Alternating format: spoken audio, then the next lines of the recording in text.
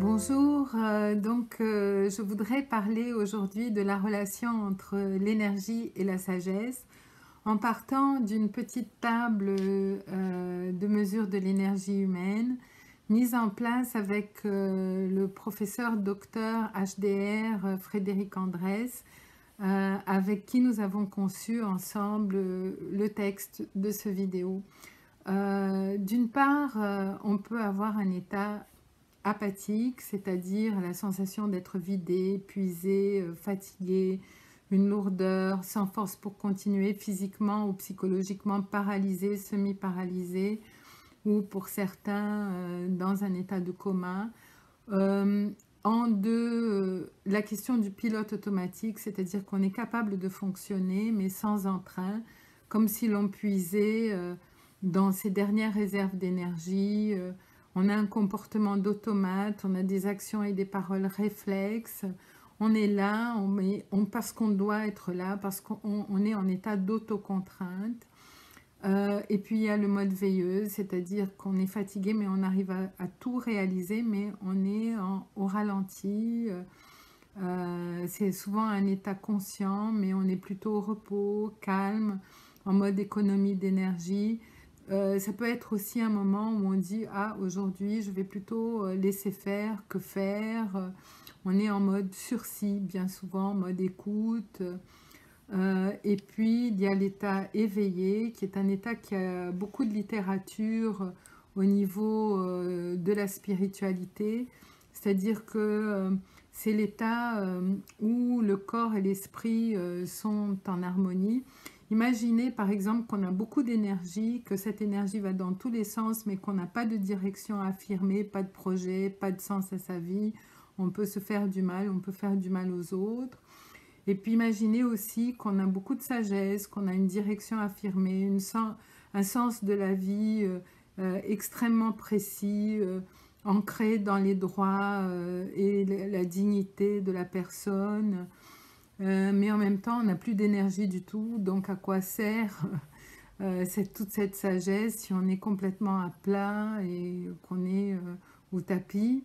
Donc, vous voyez, il y a un rapport entre l'état d'éveil, l'état de sagesse, l'état de plénitude et en même temps l'état corporel, la, la, la, la façon dont on gère au quotidien son énergie physique, son énergie humaine.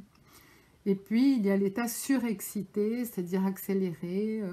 On est très affairé, l'action peut être parfois précipitée ou on peut avoir plusieurs actions en même temps, simultanées. On ne perçoit pas la fatigue, on est insensible à la douleur, c'est un état de dépassement. Parfois, on a un sentiment de légèreté aérien, on est inspiré en dépit de tout. Ce sont les chefs-d'œuvre qu'on fait à bout de souffle, comme le Requiem de Mozart, quand Salieri prenait en note le Requiem et qu'il a composé jusqu'à sa mort. C'est la neuvième de Beethoven qui l'a fait sourd. On ne peut pas omettre l'importance de ces états. C'est parfois l'état des infirmières, des médecins, des préposés au moment de la Covid, où ils ont sauvé des vies en étant 2, 3 jours sans dormir, mais ce sont des états aussi très, très borderline pour la santé. Donc notre portrait énergétique, qu'on soit apathique, en pilote automatique, en veilleuse, éveillée ou surexcité, va avoir des conséquences directes sur nos états émotionnels. C'est-à-dire que si je suis plutôt apathique, très souvent, je vais être dans un état dépressif, je vais dévaluer mon désir ou le désir de l'autre, je vais être dans un état peut-être d'absence de désir, de peur, de honte, de tristesse, et dans un mode comportemental de fuite ou d'abandon. Si je suis en pilote automatique, je peux être démotivée, stressée, être dans un état de strain, d'autocontrainte, le désir est forcé, et très souvent, l'émotion qui va avec, c'est la colère, et le comportement, c'est l'attaque ou la menace pour soi-même, en fait, hein, parce qu'on se brusque, qu'on se force, et on peut avoir des accidents. Le mode veilleuse est beaucoup plus vivable quand on est fatigué. C'est un mode de sursis, de neutralité, de passivité. On fait la place au désir de l'autre, on délègue, on est capable de déléguer, on est distancé, l'état d'empathie émotionnelle. Et puis au niveau comportemental, on est plutôt passif ou neutre. L'état éveillé, motivé, impliqué, c'est un état résilient, résistant, le désir est présent, l'émotion c'est l'intérêt et l'action c'est l'implication. Et au niveau de la spiritualité, on parle d'inspiration. Et puis, il y a l'état de surexcitation, enthousiaste, où le désir est décuplé, on prend des risques.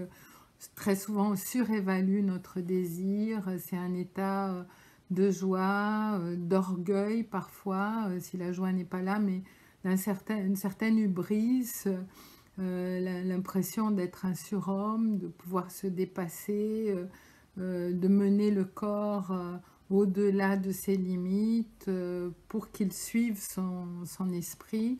C'est un état de dépassement, d'aboutissement, d'envol, mais je veux dire qui a besoin après de se mettre en mode veilleuse et mode de récupération, sinon ça peut être un état aussi d'autodestruction. Donc, ayant fait rapidement le lien entre notre portrait énergétique, nos états émotionnels, désirants ou non, nous constatons l'influence de ces attitudes non intentionnelles sur nos comportements de fuite, d'abandon, d'attaque, de neutralité, d'implication et enfin d'inspiration et de dépassement. Et ainsi, s'est mis en place dans notre esprit la nécessité de prévenir les accidents reliés à nos attitudes non intentionnelles, qui vont porter aussi bien sur nos pires échecs que sur nos plus beaux dépassements, notre émouvante sagesse. Donc, quand on est en état d'apathie ou de pilote automatique, il vaut mieux se mettre en veilleuse. Et après un état d'excitation ou de surexcitation qui permet le dépassement, eh bien, il nous faut vraiment récupérer.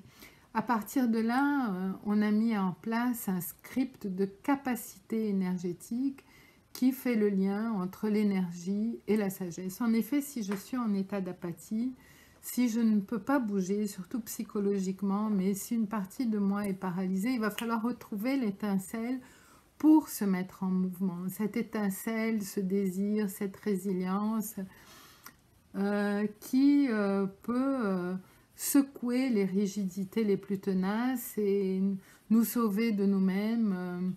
Il faut retrouver les couleurs du cœur, je dirais, la saveur des aliments qui parfois ont le goût de l'enfance, sortir d'une situation de restriction pour aller vers une sensation de saveur de la vie.